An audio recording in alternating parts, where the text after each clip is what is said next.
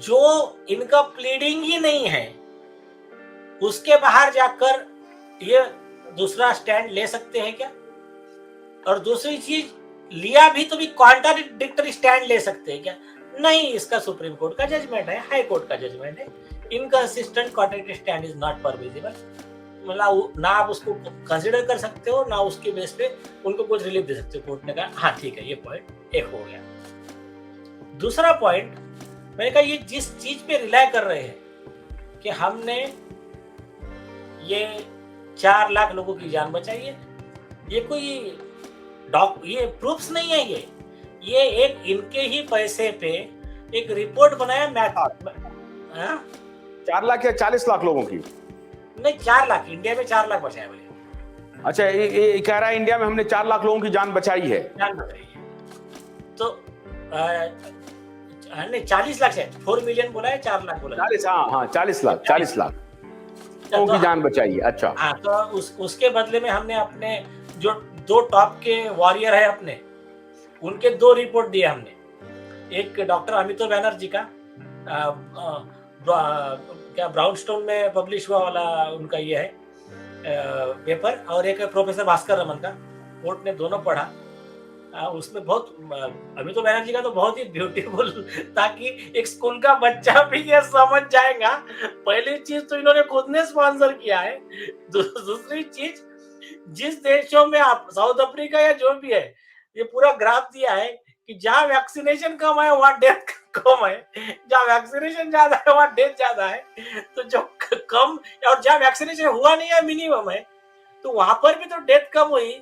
तो उसका जवाब क्या है इनके पास? तो ये जो ऐसा लोगों को बेवकूफ बनाने का प्लान है, उनके बहुत सुंदर वर्ड्स हैं। साहब ने उस चार्ट को देख लिया, डॉक्टर बैनर्जी को चार्ट को, क्योंकि हमने उसको बहुत एक्सप्लिसिटली हमने दिखाया था उसको, पूरा डिटेल देखा।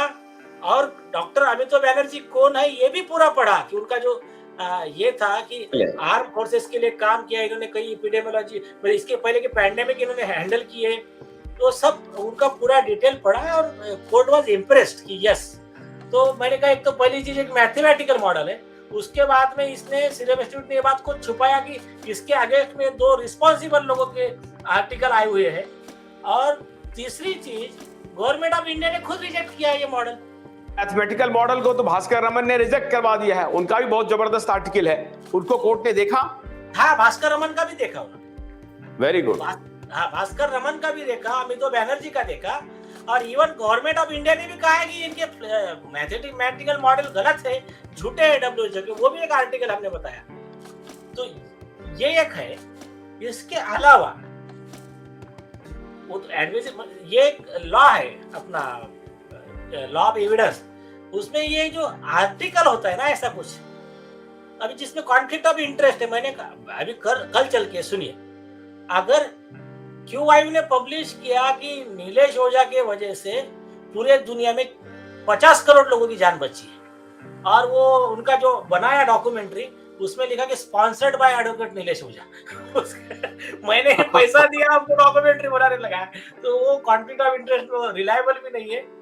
तो ऐसी कई फैक्टर्स थे, वो एक बताए गए। बाद में कोर्ट ने एक सवाल पूछा, बहुत अच्छा सवाल पूछा कोर्ट ने, और ये मतलब ये अप्रिसिएबल है कि ऐसा कोर्ट काउंटर क्वेश्चन पूछेगा तब हम अच्छे से कोर्ट को जवाब दे पाएंगे। कोर्ट ने कहा लेकिन एक बात तो ऐसा था कि हर लोगों को चॉइस था कि आपको जो वैक्सीन पसंद आता आप वो लेते। कोविशील्ड क्यों लिया आपने? या फिर तो मतलब ऐसा लेने पे अगर ये होते तो आप खुद लिया ना आपने जाके। मैंने कहा ये बहुत सही सवाल है, इसका जवाब ही ये केस को सॉल्व करता है। मैंने कहा साहब कि ये अगर आदमी जो बेच रहा है वो अगर मुझे बताता कि मेरे साइड इफेक्ट है, उसके बाद में मैं लेता, तब मैं जिम्मेदार। अगर इन्होंने साइड इफेक्ट नहीं बताया और मैंने लिया, तो यहां पर केस क्या हुआ, इन्होंने तो झूठा बोला। कोर्ट को मैंने पॉइंट आउट किया, मैंने कहा जनवरी का वैक्सीन आने के पहले का आदर पूनावाला का ट्वीट, वैक्सीन आने के बाद का उसका इंटरव्यू एबीपी न्यूज पे हिंदी में, उसके बाद में इसको 21 देशों में बैन होने के बाद इसके पिताजी साइरस पूनावाला का इंटरव्यू, पूर्णतः सुरक्षित है, आप वैक्सीन तो लो, बूस्टर भी लो। तो ये जो है ये दर्शाता है कि लोगों को झूठ बोल के वैक्सीन दे रहे थे।